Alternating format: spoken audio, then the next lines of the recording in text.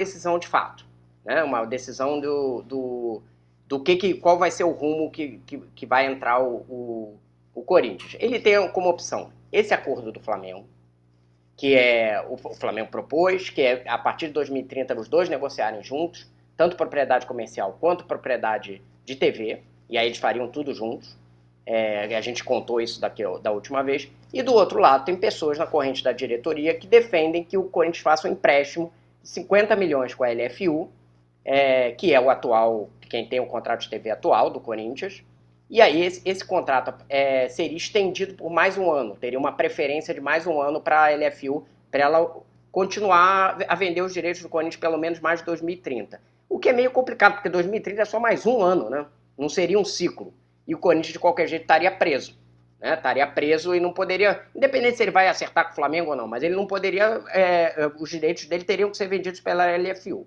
Ele tem um acordo hoje muito bom com a LFU. Tem um direito garantido ali, de 215 milhões, é o valor que eu sei, e que pode crescer conforme crescer as receitas. A gente está dizendo aí, teve uma renovação da Record e do YouTube, a Live Mode diz que vai saltar para 2,2 bilhões, o valor do contrato total, né? A gente ainda precisa ver, não dá muito para comparar e saber o quanto que o Corinthians vai ganhar, porque tem um monte de regra. Eu acho que quem está fazendo isso está chutando de uma forma bem aleatória, digamos assim, né? Mas o que dá para saber é que teve um reajuste, e esse reajuste pode implicar, sim, num aumento para o Corinthians. Então, o que eu ouvi é que o Corinthians vai acabar que não vai poder tomar uma decisão nesse momento. Ele vai esperar ter a eleição no Conselho e o presidente definitivo para decidir entre as correntes aqui o que cada um quer de decisão a partir sobre vai com o Flamengo, vai com a LFU e antecipa um contrato, vai com ninguém, continua com seus direitos em aberto e em 2030 negocia de outra forma. Isso vai acabar que vai ficar para o presidente em definitivo, mesmo as partes que estão conversando com o Corinthians estão entendendo que vai ter esse tempo aí de maturação do clube. Muita gente está levando várias propostas para o Corinthians que são soluções para a crise de hoje e soluções futuras.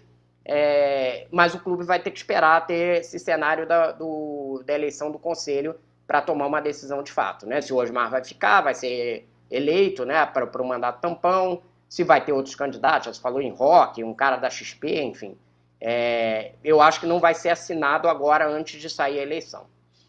Mas isso é o que está na mesa para o Corinthians. Aí esse termômetro político, o PVC vai saber dar uma letra para a gente, porque também é injusto, né? Os caras decidirem isso agora, tem que dar um tempo para o Corinthians neste aspecto aí, eu acho justo. Fala, PVC. Não, o primeiro que assim, a tendência é os Osmar Stabile ganhar a eleição para completar o mandato. Ninguém quer esse mandato tampão. Mesmo sabendo que esse mandato tampão pode ser o próximo mandato, ele vai poder se reeleger cumprindo esse mandato tampão. Ninguém está muito afim desse mandato tampão.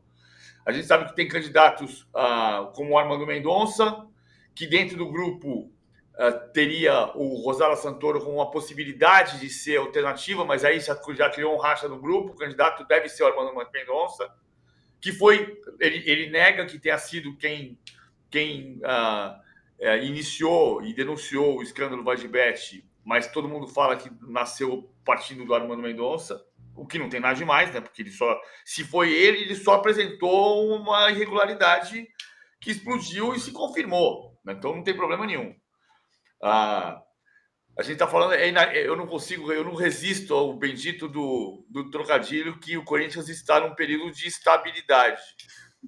Na verdade, não econômica, mas política. Estabilidade é o período do Osmar Stabile. Tem muita gente ali perto dele, porque como a eleição do Augusto Melo foi uma colcha de retalhos que juntou gente, todo mundo contra a renovação e transparência, o grupo do Andrés, e colocou o Augusto Melo ali, esse grupo é todo dividido. Então tem gente que pensa coisas diferentes. O grupo do Armando Mendonça tem gente da parte econômica que já chegou nos mais estáveis e disse: esse negócio de assinar com o Flamengo é uma roubada. O Flamengo está ganhando menos dinheiro de televisão do que o Corinthians, por que você vai assinar com o Flamengo? Eu acho as duas coisas roubadas. As duas coisas me parecem ruins. O Corinthians não precisa assinar com o Flamengo. O Corinthians precisa da sua própria recuperação. coisa que ele já fez entre 2006 e 2012, para passar a ser o primeiro clube da história do Brasil a atingir 300 milhões de reais de receita. É que depois ele entrou num período de absoluta turbulência econômica e o Flamengo foi o primeiro a bater 1 bilhão de reais de receita. Veja que são dois clubes em momentos diferentes da economia do futebol que saíram de crises grandes para virarem recordistas de receita. Se amarrar com a LFU por mais um tempo, isso está claro. Ou é uma coisa ou é outra. Como a gente disse aqui semana passada, isso já ficou muito explícito.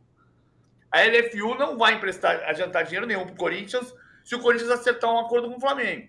E o Flamengo não vai fazer um acordo com o Corinthians se ele assinar com a LFU.